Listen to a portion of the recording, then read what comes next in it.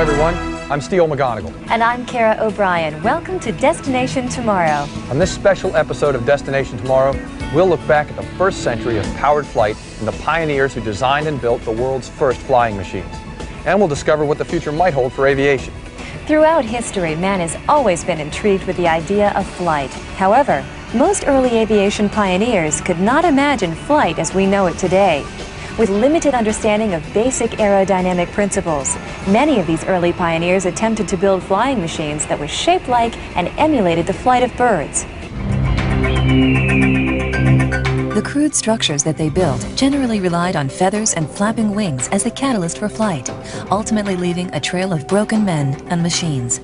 History is inundated with stories of these birdmen jumping from towers and cliffs in a vain attempt to fly.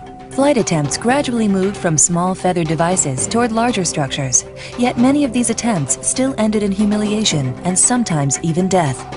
However, with all of these failures, early inventors were building a foundation of knowledge for the future of flight.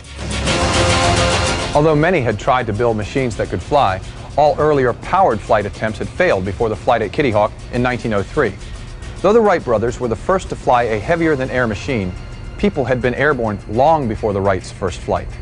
The Montgolfier brothers conducted the first public display of a hot air balloon flight near Paris in June of 1783.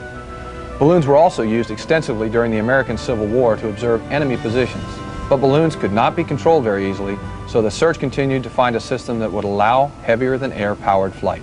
In the late 1700s, Sir George Cayley of England helped define the problem of powered flight when he observed the problems of lift and drag of birds. Through a series of mathematical calculations and use of a device called the whirling arm, he tested numerous wing designs and eventually published many of his findings, providing a solid basis for flight pioneers of the future. One of the most notable pioneers that profited from this information was the German glider designer Otto Lilienthal. Lilienthal was often referred to as the Birdman because his glider designs were generally shaped like birds or bats. In his lifetime, he built 16 different glider designs, testing them from a man-made hill near his home. Unfortunately, he died August 10, 1896, after the glider he was testing spun out of control.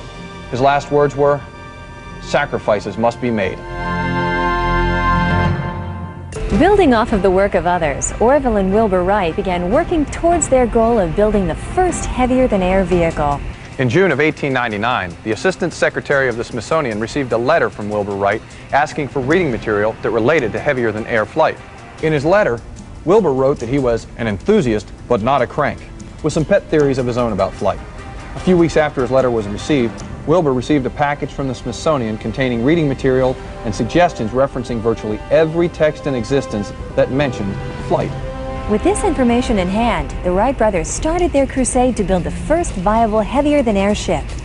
To help us understand how the Wright brothers accomplished their goals and how their early planes flew, Johnny Alonso finds out how it works.